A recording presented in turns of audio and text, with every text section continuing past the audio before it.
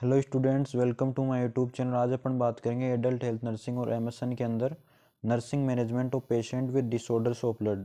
जो भी ब्लड के डिसऑर्डर्स है वो सब अपन आज बात करने वाले हैं। जो भी important in previous year question है वो सभी आज डिस्कस करेंगे। ये सब इंपॉर्टेंट है, 100% एग्जाम में देखने को मिलेंगे आपको।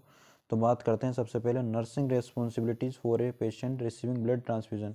ब्लड ट्रांसफ्यूजन लेते टाइम यानी ब्लड चढ़ाते टाइम पेशेंट को नर्स की क्या रिस्पॉन्सिबिलिटी होती है।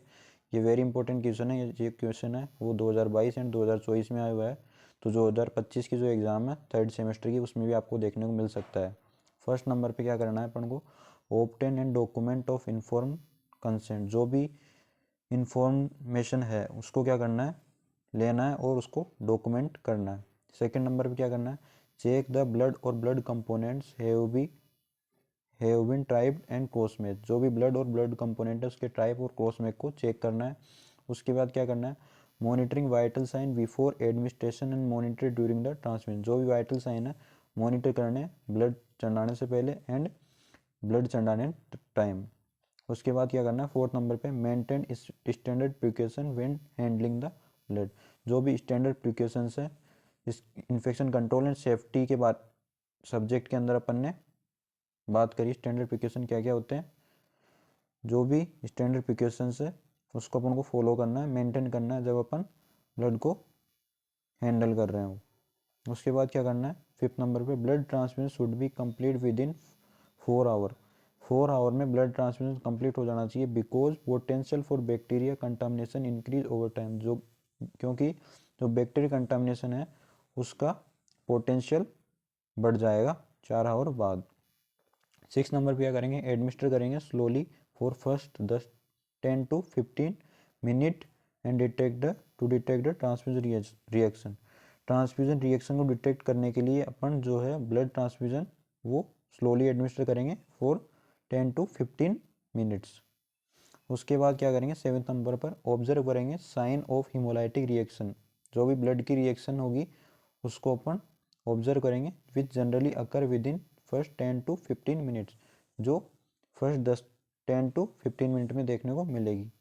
इसके बाद क्या करेंगे, इफ़ एनी रिएक्शन अकर, यानी कोई भी रिएक्शन देखने को मिलती है तो अपन क्या करना है, स्टॉप इन्फ्यूजन, स्टॉप करना है इन्फ्यूजन को इमीडिएटली एंड रिप्लेस करना आईवी टिविंग को, आईवी टिविंग कंटेनिंग ब्लड को रिप्लेस करना है अपन को।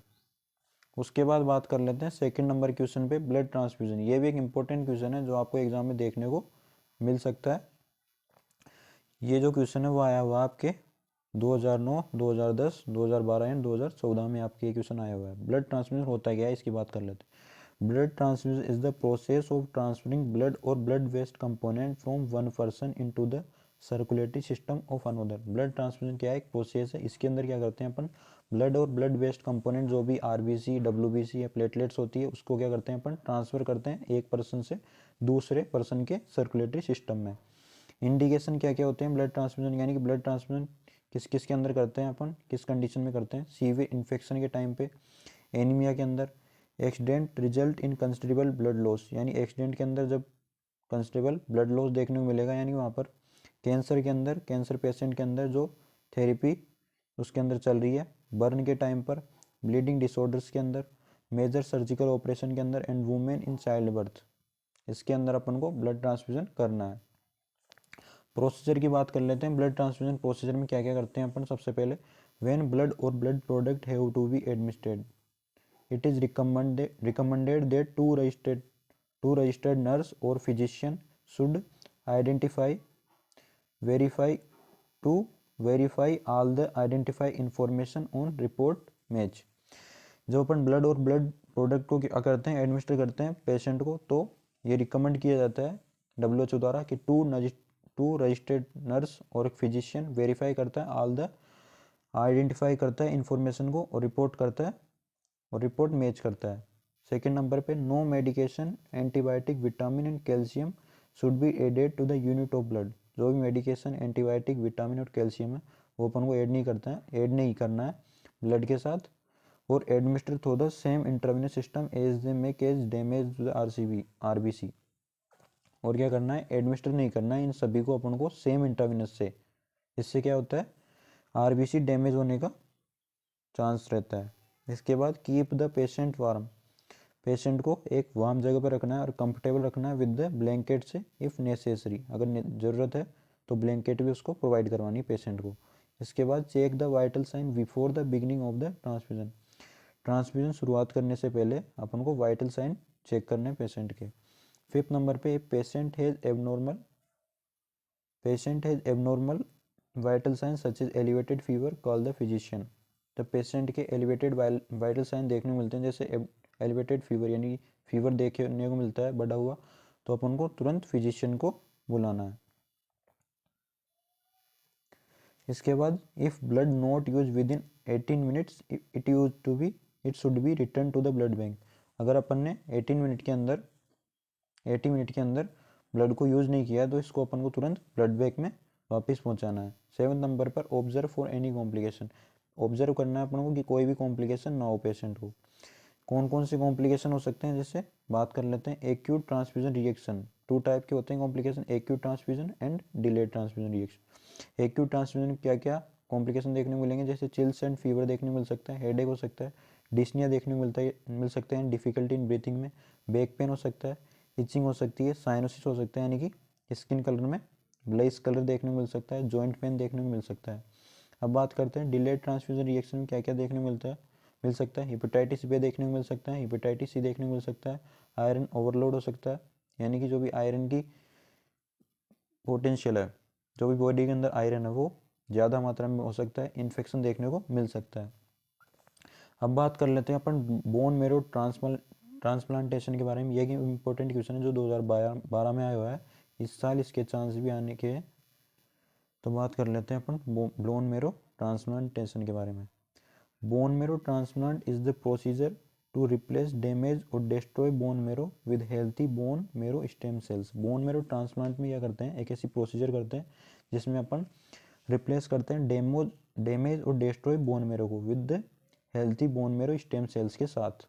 बोन मेरो क्या होता है, soft fatty tissue inside your bones, bone marrow क्या होता है, सॉफ्ट फैटी टिश्यू से बना हुआ होता है जो अपनी बोन्स के अंदर प्रेजेंट होता है। Bone marrow produce blood cell, जो बोन मेरो होता है वो ब्लड सेल्स प्रोड्यूस करता है। Stem cells are immature cells in the bone marrow that give rise to all of your different blood sales.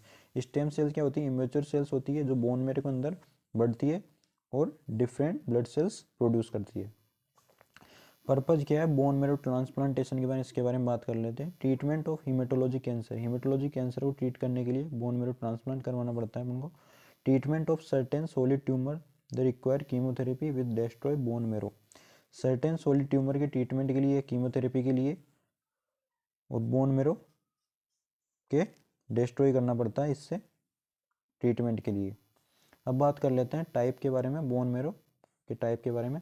Autologous bone मेरो के अंदर क्या होता है, autologous bone marrow is the remove from the client and reinfuse after the high dose chemotherapy. Autologous के अंदर क्या होता है, बोन मेरो रिमूव करते हैं और री इन्फ्यूज कर लेते हैं, यानी दोबारा उसको पेशेंट के इन्फ्यूज कर देते हैं आफ्टर हाई डोज कीमोथेरेपी के बाद।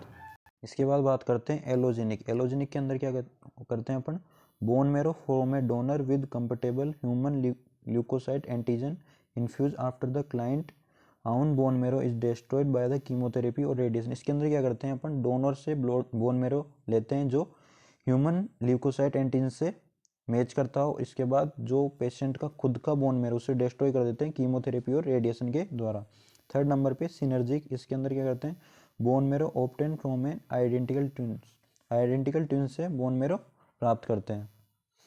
इसके बाद बात करते हैं major side effect. Bone marrow transplantation से कौन कौन से मेजर साइड इफेक्ट देखने को मिल सकते हैं। फर्स्ट नंबर पे इन्फेक्शन, फीवर, चिल्स देखने को मिल सकता है, नोजिया एंड वोमिटिंग देखने को मिल सकती है, शॉर्टनेस ऑफ ब्रीथ यानी डिस्निया देखने को मिल सकता है, हाइपोटेंशन देखने को मिल सकता है, हाइपरटेंशन देखने को मिल सकता है और हेमरेज या ब्लीडिंग देखने को मिल सकती है। अब बात कर लेते हैं अपन एनीमिया के बारे में। Define and classify anaemia, describe the common laboratory investigation. ये जो क्वेश्चन है आपके 2021 एग्जाम में आया हुआ है। तो बात करते हैं एनीमिया के बारे में। एनीमिया क्या होता है इसके बारे में बात कर लेते हैं। Definition of anaemia, it is a condition in which the haemoglobin concentration is lower than the normal. Anaemia के अंदर जो क्या होता है, जो हीमोग्लोबिन कंसंट्रेशन है वो लोअर हो जाती है नॉर्मल से। Anaemia is a deficiency in the number और क्वालिटी ऑफ आरबीसी। एनीमिया क्या है? डेफिशिएंसी होती है इसके अंदर नंबर और क्वालिटी और आरबीसी में। जो भी आरबीसी है उसके नंबर और क्वालिटी में डेफिशिएंसी देखने को मिलती है एनीमिया के अंदर। द रेड ब्लड सेल्स या RBC carry oxygen around the body. RBC क्या करती है? ऑक्सीजन को लेकर जाती है अपनी पूरी बॉडी के अंदर और यूज करती है using a particular protein called the haemoglobin. एक प्रोटीन का यूज करती है, इसे हीमोग्लोबिन बोलते हैं अपन। Anaemia means that either the level of RBC और level of haemoglobin is lower than the normal. Anaemia का मतलब होता है आरबीसी का लेवल और हीमोग्लोबिन का लेवल क्या होता है? लोअर होता है, lower than the normal, normal से कम होता है इसके अंदर, एनीमिया के अंदर।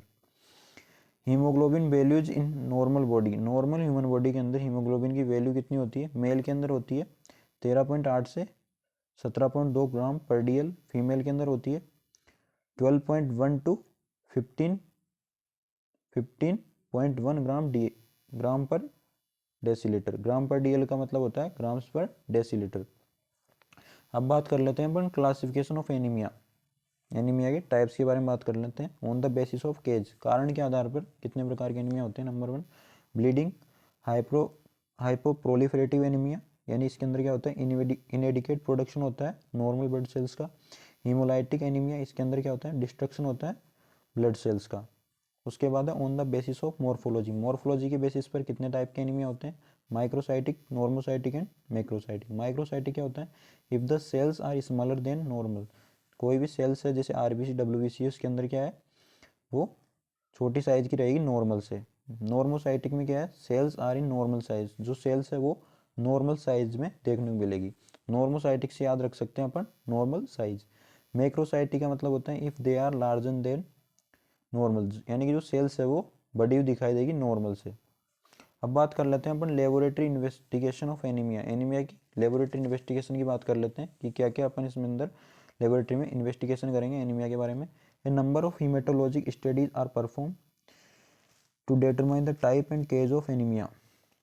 जो भी एनीमिया का टाइप है और एनीमिया का कारण क्या है, इसको डिटरमाइन करने के लिए अपन वेरियस हीमेटोलॉजिक स्टडीज परफॉर्म करते हैं किसके अंदर? लेबोरेटरी के अंदर। फर्स्ट नंबर पे ब्लड की स्टडी, ब्लड स्टडीज करते हैं अपन।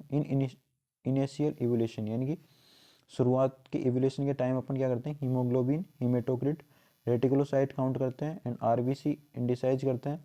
Particularly the mean corpuscular volume and red blood cell distribution width are taken to assess the presence of anaemia. ये सब अपन लेते हैं लेबोरेटरी के अंदर फॉर द असेस करते हैं कि एनीमिया है या नहीं है। सेकंड नंबर पे आयरन की स्टडी करते हैं अपन। इसके अंदर सीरम आयरन लेवल चेक करते हैं, टोटल आयरन बाइंडिंग कैपेसिटी देखते हैं, परसेंट सेचुरेशन देखते हैं, फेरिटिन जो प्रोटीन उसके बारे में देखते हैं, as well as serum vitamin B12, folate levels and are useful in diagnosing anemia. ये सब क्या है?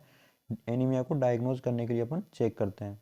इसके बाद सीबीसी वैल्यू चेक करते हैं। इसके अंदर क्या करते हैं? Remaining CBC values are useful in determining whether the anaemia is an isolated problem और part of another haematological condition. CBC value के अंदर क्या करते हैं कि अपन देखते हैं कि एनीमिया एक आइसोलेट प्रॉब्लम तो नहीं है या अदर हीमेटोलॉजिकल कंडीशन है या नहीं है। इसके बाद बोन मेरो टेस्ट करते हैं। इसके अंदर क्या होता है?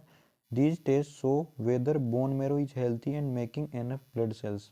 बोन मेरो हेल्थी है नहीं है और ये हेल्थी ब्लड सेल्स प्रोड्यूस कर रहा है नहीं है, इसमें अपन देखते हैं। किस में देखते हैं अपन? ये बोन मेरो टेस्ट के अंदर। अब बात कर लेते हैं health teaching for the patient with anaemia. Anaemia का जो पेशेंट है उसको अपन कौन कौन सी हेल्थ टीचिंग देंगे, इसकी बात कर लेते हैं। ये जो क्वेश्चन है वो आपके 2014 और 2015 में देखने को मिला है। फर्स्ट नंबर पे advise the patient to take diet rich in iron like green leafy vegetables. Patient को अपन एडवाइस देंगे कि आयरन रिच डाइट लेनी है आपको, जैसे green leafy vegetables. Second number पे इंक्रीज कर देना है intake of citrus fruit like orange. जो भी सिट्रस फ्रूट है उनका इनटेक को आपको बढ़ा देना है। इसके बाद advise the patient to take diet high fiber to avoid chance of constipation. Patient को अपन को एडवाइस देनी है, सलाह देनी है कि आपको हाई फाइबर डाइट लेनी है, जिससे क्या होगा? जो भी कॉन्स्टिपेशन है उसका चांस कम हो जाएगा। इसके बाद instruct to take iron before meal और एम्प्टी स्टोमक। इंस्ट्रक्शन देंगे अपन पेशेंट को कि आयरन बिफोर मील और एम्प्टी स्टोमक में लेना है। Advise the patient to rinse mouth and with water and to maintain a good oral. Patient को अपन एडवाइस देंगे माउथ को प्रॉपर वॉश करने के लिए और गुड ओरल हाइजीन मेंटेन करने के लिए।